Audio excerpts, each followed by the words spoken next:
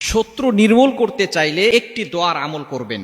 দুশমন আপনার পায়ে পড়বে, ফেরেশতারা আপনার পক্ষ হয়ে সাহায্য করবে এবং দুশমনকে শায়েস্তা করার ব্যবস্থা করবে। আল্লাহ পাক রব্বুল আলামিন আপনার জন্য ফেরেশতা নিযুক্ত করে দিবেন একটি দোয়ার আমল করতে পারলে। এটা নবীজি সাল্লাল্লাহু আলাইহি ওয়াসাল্লাম নিজে শিক্ষা দিয়েছেন। মুস্তাদের ভিতরে রয়েছে, যখন খন্দক যুদ্ধের সময় আবু সাঈদ খুদরি রাদিয়াল্লাহু তাআলা আনহু নবীজি সাল্লাল্লাহু আলাইহি ওয়াসাল্লামকে বলেছিলেন, ইয়া রাসূলুল্লাহ, ইয়া হাবিবাল্লাহ, চতুর্দিক থেকে কাফেররা আমাদেরকে বেষ্টন করে রেখেছে, ইয়া রাসূলুল্লাহ, ইয়া হাবিবাল্লাহ, আপনি আমাদেরকে কিছু শিখিয়ে দেন, এমন কিছু দোয়া আমাদেরকে বলে দেন যে দোয়ার মাধ্যমে আল্লাহ পাক রব্বুল আলামিনের পক্ষ থেকে সাহায্য আসবে। তখন নবীজি সাল্লাল্লাহু আলাইহি ওয়াসাল্লাম একটা দোয়া শিক্ষা দিয়েছিলেন সাহাবায়ে কেরামদেরকে।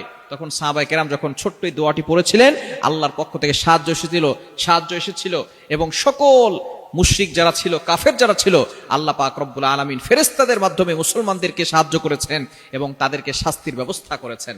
দোয়াটি হচ্ছে কি, আল্লাহুম্মাস্তুর আওরাতিনা ওয়া মিন রাওআতিনা। খুবই ছোট্ট একটি দোয়া, আল্লাহুম্মাস্তুর আওরাতিনা ওয়া মিন রাওআতিনা। এই দোয়াটা আপনি বেশি বেশি পড়বেন যখনই দুশমন লেগে যাবে। মনে রাখবেন, নবীজিরও কিন্তু দুশমন ছিল। আপনি যত ভালো মানুষ হবেন তত বেশি আপনার দুশমন হবে। নবীজি সাল্লাল্লাহু আলাইহি সাল্লাম সত্যের পথে ছিলেন, কোনোদিন মিথ্যা কথা বলেন নাই, তারপরও কিন্তু নবীজি সাল্লাল্লাহু আলাইহি সাল্লামের দুশমন ছিল।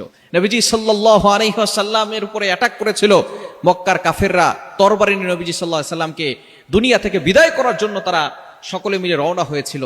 নবীজি সাল্লাল্লাহু আলাইহি সাল্লাম এত ভালো মানুষ হওয়া সত্ত্বেও এখনো দেখবেন, গুগলে সার্চ করে দেখবেন, শুধু মুসলমানরা নয়, বিভিন্ন ধর্মের মানুষরা পর্যন্ত নবীর প্রশংসা করেছে।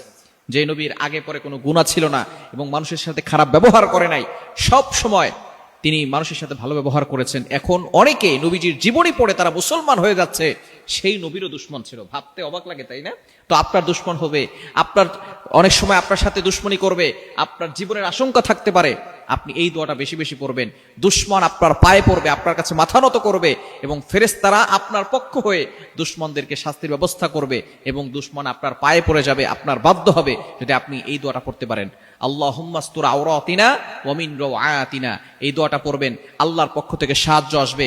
আল্লাহ পাক রব্বুল আলামিন দুশমনের দুশমনি থেকে আপনাকে হেফাজত করবেন, হিংসুকের হিংসামি থেকে আপনাকে হেফাজত করবেন।